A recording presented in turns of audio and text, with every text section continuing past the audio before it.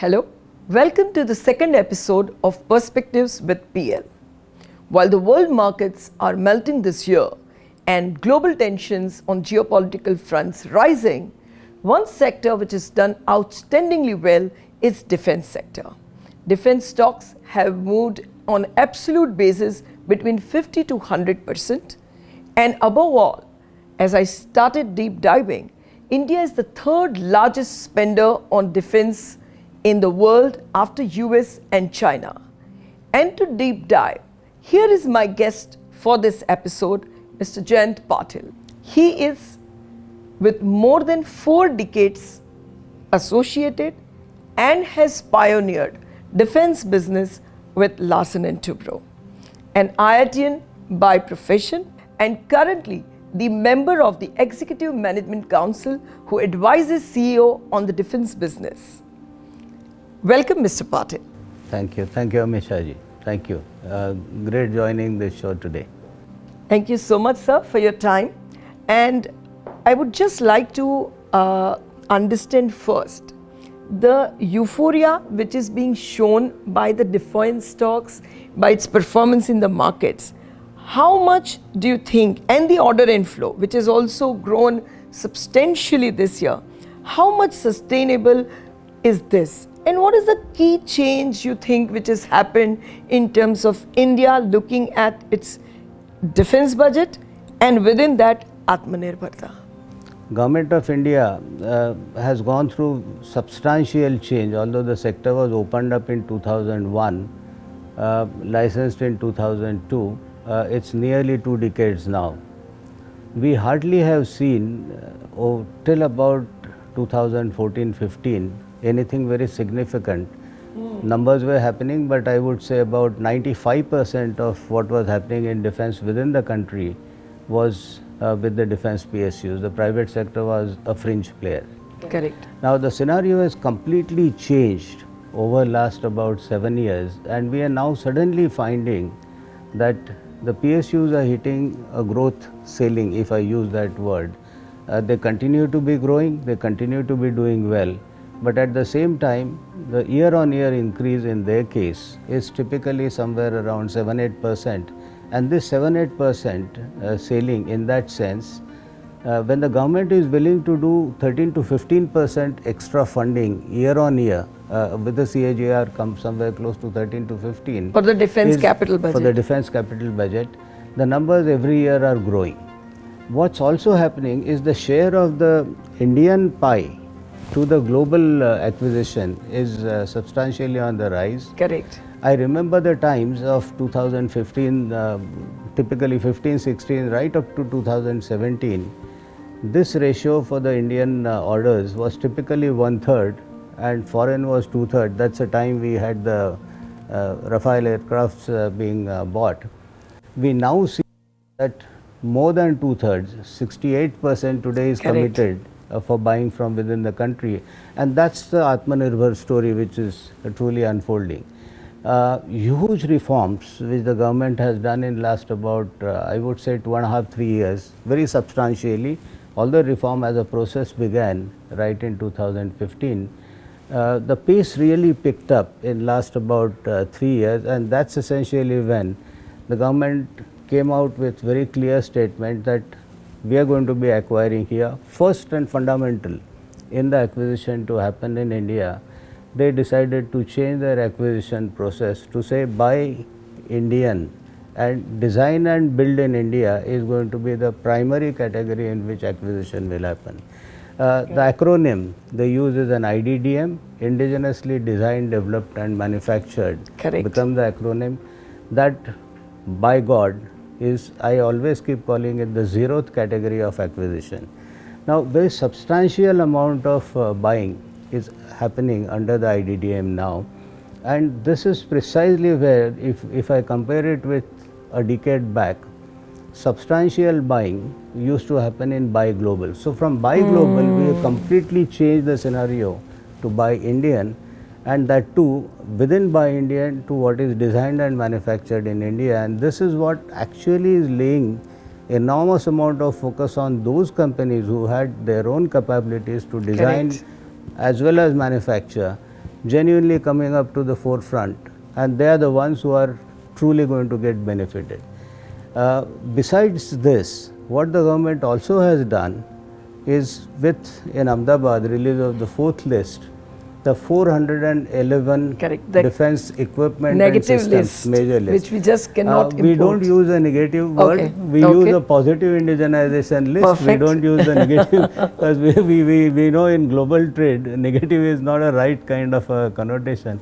So it's a positive indigenization list. Correct. Now this is where a substantial amount of government's commitment that in future we are not going to buy these 411 items from anywhere overseas, and they are to be designed and manufactured here. Now when the government says this is to be made here, they are giving us time because they asked an industry, what is that you actually can do today, what you can do over 2 years, 3 years, 4 years, 5 years. Okay. So it's a clear roadmap which has been laid by which The industry also gets prepared and we also become Atmanirbhar. and wherever you have gaps, you identify your gaps, you address your gaps, and you're going to be ready by the time the acquisition cases are moved up. Other statistics part of it, the first 2.5, 3 years after announcement of these lists, the number that came out was about little more than 4 lakh crores of acquisition is going to be from within the Indian company. It's a domestic industry. Currently, if I look at for the current financial year, about 85 to 90,000 crore will get acquired from Indian industries out of the 1.5 lakh crores, and of which the hardcore, I would say, capital equipment is about 132,000 crores. 68% of that, typically 90,000 crore, Will be would given come to from domestic industry. domestic companies. And this is what makes a substantial change, that anyone who has complete platform capability and indigenous design and development capability, and that's essentially where you see the markets responding to that situation, because here's a time where the government is committing money, here's a time government says year on year I will spend, here's a time when government says this 68% shall go up next year. Last year incidentally the number was 62%. Correct. So from 62 it became to 68, next year hopefully the 68 will become 72, 73%. So rising capital expenditure budget, within that rising pie for India, Absolutely. rising positive list for defense, Indian defense manufacturing industry. Another side of it, now that you mentioned it, anything that any of the armed forces today are buying, and the PSUs have been making it in the past, even subcomponents, there's a 21,000 item subcomponent list, which if any SME wants to develop, it's open to him. And all that he needs to do is to say, out of this big list, these are items which I want to make. Okay. And they will be bought from him, they will not be imported. And is it part of any PLI by any chance? Will he get any initial support? As of today, there is no PLI backing. Okay. This is in spite of PLI not providing the kind of additional incentivization. This is a matter, obviously, government has to take a call at some point in time to consider PLI for this segment, because this is a segment which is going to make us far more in terms of, call it Atmanirbhar, call it self-reliant. Today the war has moved on with what we learn out of Russia and Ukraine war. If you have an equipment, you will not be able to use this equipment at the time of crunch. Because with the electronics, any and every equipment today has a chip. The car you and me drive typically will have 150 to 180 chips. Now I can decide, if I build that car, that your car will be immobile this moment. And that's exactly what is the reason that the Prime Minister, having realized some of these kind of things, last November is a kind of a time, I would say, he started talking far strongly about Atmanirbhar. We cannot be dependent on our strategic capabilities in this country by saying that I am going to be now importing something from somebody. You always will have to import some subcomponent system, maybe some of the hardware. But as long as the entirety of the solution, the soft element of it, the knowledge aspect is of not it in our control. happens here, that makes all the difference. Yet another aspect I see which is making a big difference going forward is the emotive aspect, and that if you do the design development within the country, what the soldier utilizes is an equipment which he knows is designed and developed specifically for me. We have seen in decades of acquisition in India that whenever the government has acquired it from overseas, the equipment is designed and built for that environment and not designed for the indigenous environment. Our deserts are the worst deserts. Our seas are the most saline. What performance you can get for any sea-based system, let's say in Europe, and what you can get in India is dramatically different. And it's far, far poorer here because it does not perform. This environment changes essentially means that anything that is designed and built here, one, enemy does not know what you have because it's not available in the Jane's books. It's something which we have done. Each capability which has gone in is now differentiated, and the soldier knows that I have a capability which my enemy does not know. I have the ability to spring a surprise, and the surprise is something which is what specifically built into it by the people who actually are creating it. Now, this is essentially where we see a substantial shift in terms of, call it Atmanirbhar, call it self-reliance, call it we stand on our own feet. This is what I believe will provide India that strategic independence in implementing your own foreign relations.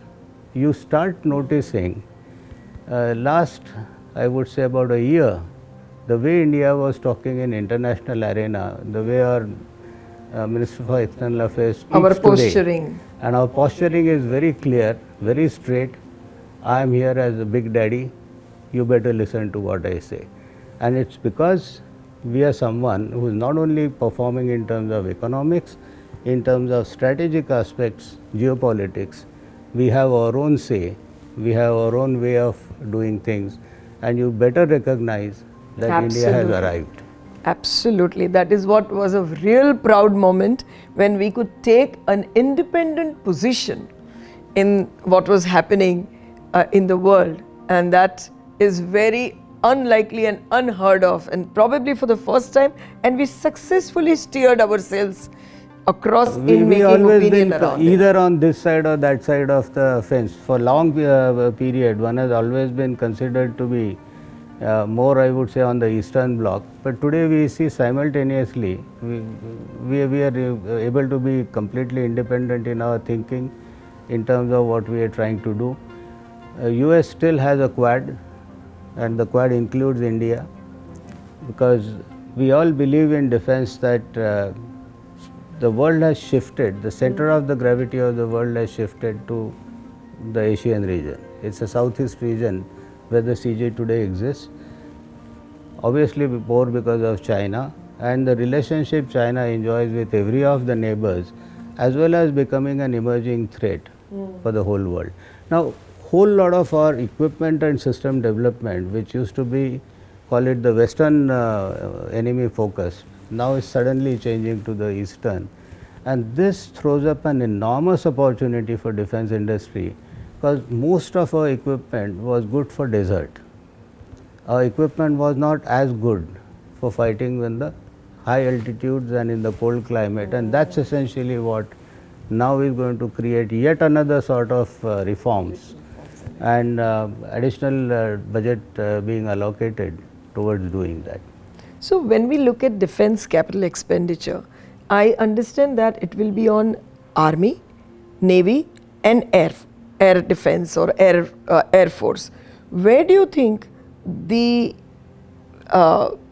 defense expense will be higher in proportion, or growth in defense expense will be higher out of this capital expense? Army has always remained to be the largest budget allocator because of their physical size. Correct, physical size. But I see that last couple of years we have seen a substantial growth in Air Force because of the aircraft acquisition. One set, the Rafale import, thereafter of course the LCAs which are getting built here, and the light combat helicopter which has recently been ordered out. So Air Force will stay as one of the major consumers in terms of the capital budgeting. Navy is emerging, which otherwise used to be a very small player, is again becoming a very sizable player in capital side of it. On the army side, we have actually seen some amount of reduction in last couple of years. They have not been able to utilize their budgets. But as I see, army is coming out with certain programs which are in pipeline. For an example, army is very sizably done artillery sort of modernization in a very big and very systematic way. They have not yet done it in air defense. They have not yet done it on tanks. Our tanks remain the Soviet origin. Now this is a domain in which I see army gradually over next 4-5 years would start spending substantially. Since we are talking of typically when we Correct. talk about the market, we talk of 3 to 5 years kind of a Absolutely. frame. 3 to 5 years of a frame, to my mind, it's Air Force and Navy who's really going to get the biggest of the actual cash for acquisition. But do you believe that as far as the Navy and Air Force programs or capital expenditures are concerned, they bulk up, they come in a big way in a year, then there is a lull, and how will it be spread out? How do they think while placing order or while assessing the requirement? In case of Navy, it's very differentiated, and I must put a perspective to what I am saying. Navy started or rather made a decision, the thinkers in the Navy made a decision right as early in 2060s that they are no longer wanting to buy but build their Navy here. As a result, Navy set out what is called naval design. Department of Naval Design was created. So all our warships today are indigenously designed. What all are under programs under implementation, barring one small import case, but bulk of it today is indigenous. Now when you do an indigenous design, you want to buy and maximize your buying in terms of Indian equipment and systems. So this is where it goes to tier 2s and the tier 3s. Right from the basic raw material, which is today in case of Navy, it's 100% indigenous raw material. The ships are not built out of an imported steel. Wow. All the steel for ships is indigenous today. Some equipment we import. That's because in our case, we don't buy 100 warships. We are a country which obviously our size of an economy, we buy typically 5-6 every year. Correct. And at any one point in time, typically about 40 warships are on order in different stages of construction. 6-7 years of cycle gives you typically that 6-7 warships. Now this is where some equipment you can't produce them economically at this kind of a scale, and obviously that remains an import. But in excess of 80-85% in a warship actually is indigenous today, which is not the case with the aircraft, because in the aircraft ecosystem, if we start looking at, we do not have an engine. We have certain level of avionics. Correct. We can manufacture the structurals, but whole lot of electronics we still have to import. So in an aircraft, these percentages tend to be much lower, and that's essentially where the import dependence will relatively, not at the program level, but at tier 1, tier 2 level, will continue for some amount of time, and that's a segment which essentially need to be spent far more effort by the government in terms of indigenizing. And how do you see the drone market shaping up? Drones is something which the recent wars have shown, whether we talk of the Azerbaijan, Armenia, or we look at the Ukraine, Russia. Drones are actually reshaping the way the wars are going to be fought, and that's essentially a sunrise, I would say, a kind of sector. India is doing its own bit in case of drones. We have some extremely good startups. Yeah? And that's a part which I didn't speak earlier. Government of India decided that R&D is going to be opened completely to now the private sector. It used to be 100% with defense research. Now 25% of the R&D funding, which typically means few thousand crores, will start coming directly as a funding to R&D. Part of that sector. funding, yes, to private sector. Private, call it startups, privates, as well as the academia. Correct. Some part of this is now only for startups. It's reserved under certain specific schemes. They're typically called the IDEX Prime. The innovation in defense is where the acronym of IDEX comes out of. Now, these are people who essentially are being partially funded to do absolute cutting edge, and this is essentially what is creating some new capabilities, which is essentially helping us in drones. Some of these startups today are able to have, we have seen in Ahmedabad, a 1600 drone show. Now, every of these 1600 birds who are flying have their own native intelligence, they have their collective intelligence, and both are utilized in the form of how an attack is to be made. Put a little explosive on that, it becomes a kamikaze weapon. And that's exactly what the drones are capable of, which is what the world is today using them for. And we are not going to be an exception in terms of what is moving. But we in will that be up to direction. date. Absolutely. Sir, having understood that the outlook of order inflow and so the revenue will continue to be very strong, how is the defense companies, be it public sector or private sector's business model be? Will it be requiring a lot of capex to meet with this rising order books? Will it be also very working capital intensive, or it is like more a milestone payments which will keep coming and it will be a really good business model with high return on equity or return on capital employed? In fact, all the major platforms, whatever the Ministry of Defense buys, they always with first an advance and then certain milestone payments. And what I differentiate in platform is typically an aircraft, warship or a submarine would get treated as a platform, whereas a whole lot of army equipment is not treated as a platform because there are numbers. But when you have an order for few hundred numbers, first advance of 15% is equivalent of tens of those equipment. So you actually have a substantial amount of money when you start manufacturing, which generally is self-sufficient. We generally see a working capital intensity of nothing more than about 20-25%. That's what it is. And that's so peculiar to the Indian acquisition that there is indeed certain amount of interest cost which is at the hands of any defense manufacturing player. Exception to some extent is the PSUs, because in the past entire the way a PSU operates used to be under an MOU with a Ministry of Defense, and there used to be the preferable terms which they used to be able to get. Being an owned entity, that's essentially where it was.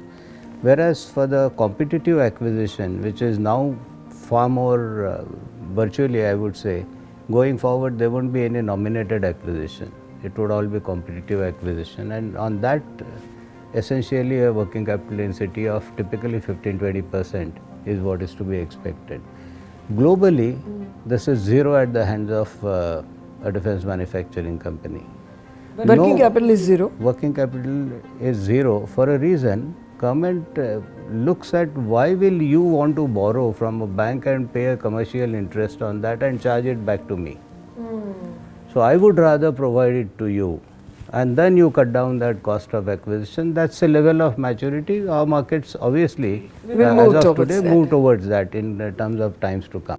Sir, also just one more point. As the orders are coming and the players, both private and PSUs, are getting geared up, and you said it all going to be on a tender basis, is it so competitive or the decent margins will be maintained?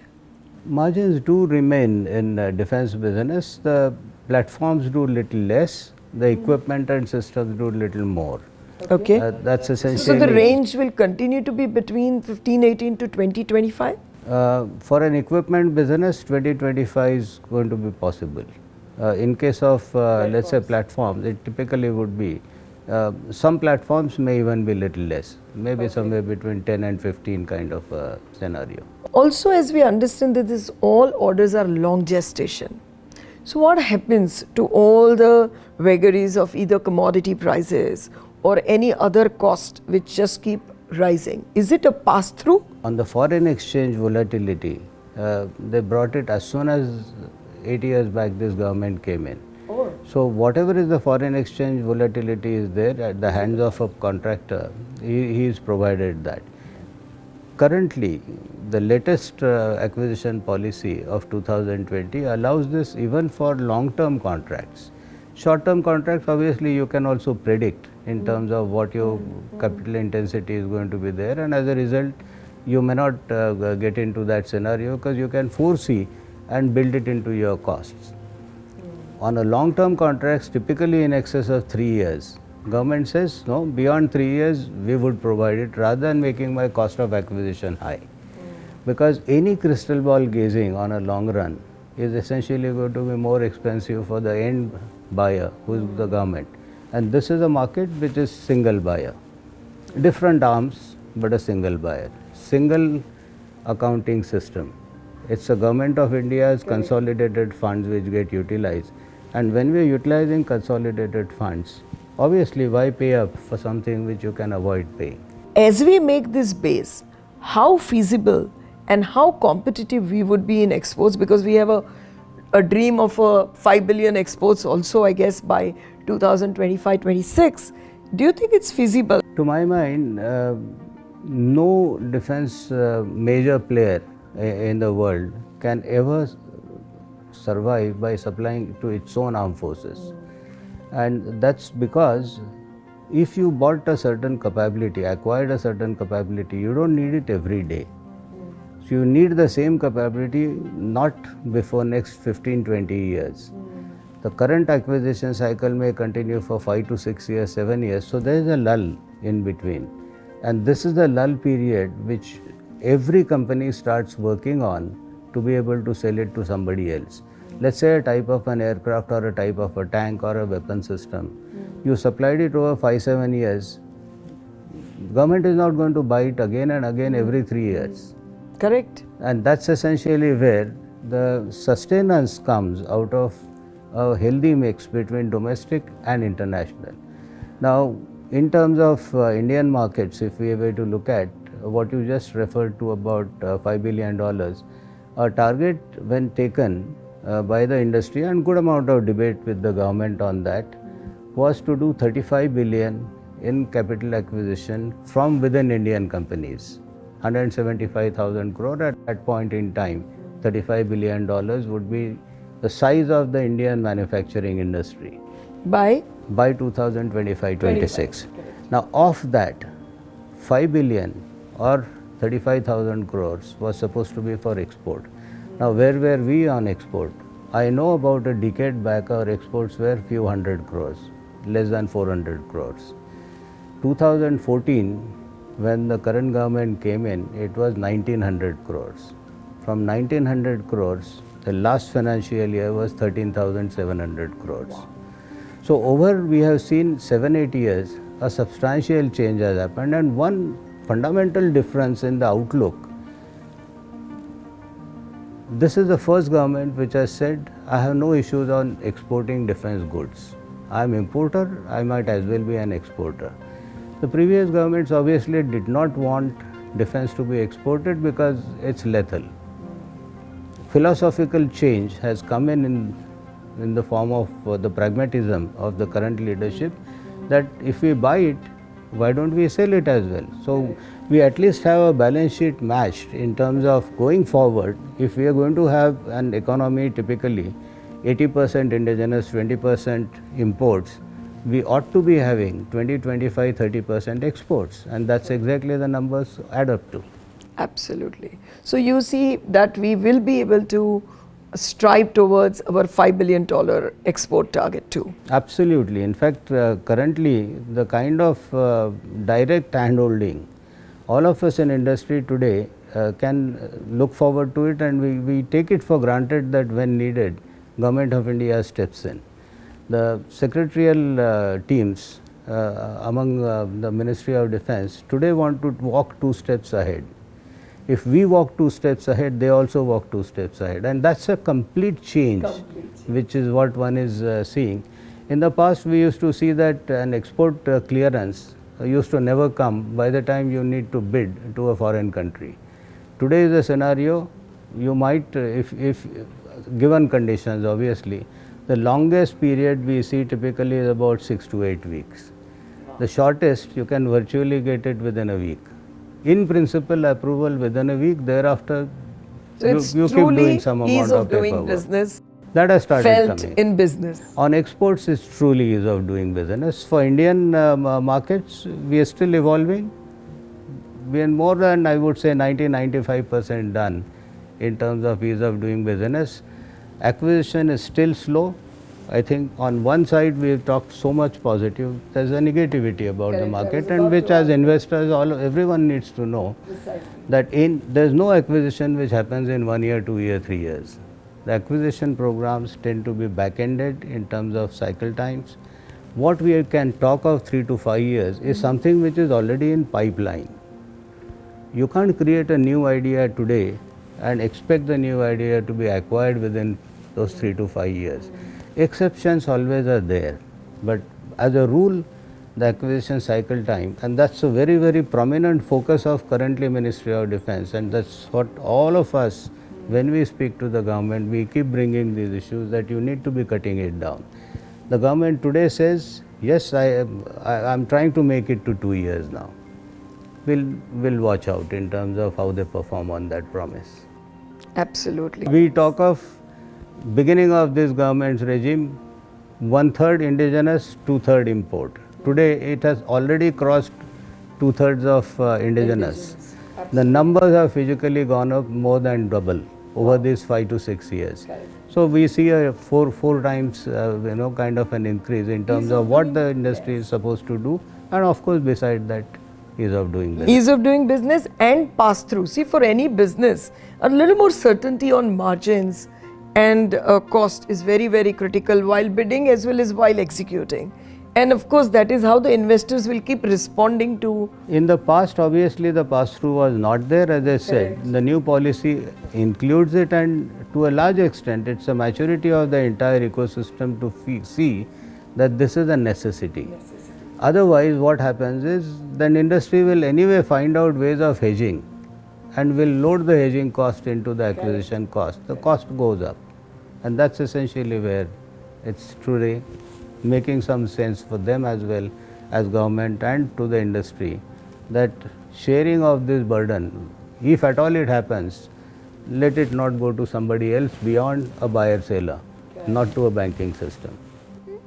Correct. Thank you so much, sir. I think this was a very, very important subject with the promise which Mr. Modi did when he came to make India self-reliant as far as defense is concerned. First few years we didn't see much of activity, but as you speak to us, we realize a lot of work was happening. I see very clear 3 phases of Modi's talk on this theme which you just talked about. The first, his announcement was Make in India. Whatever we don't do, try and make in India. The next theme we started hearing was Atmanirbhar. The third theme we are hearing recently is Make for the World. Make for India, make for the world. And that's essentially where the country is getting elevated. Do it here, make myself self-reliant.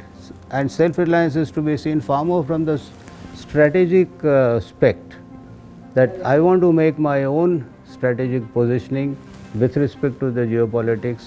I must have freedom to do what I feel like, and then to say I want to make for myself and also for the world, to bringing that sustenance in long run.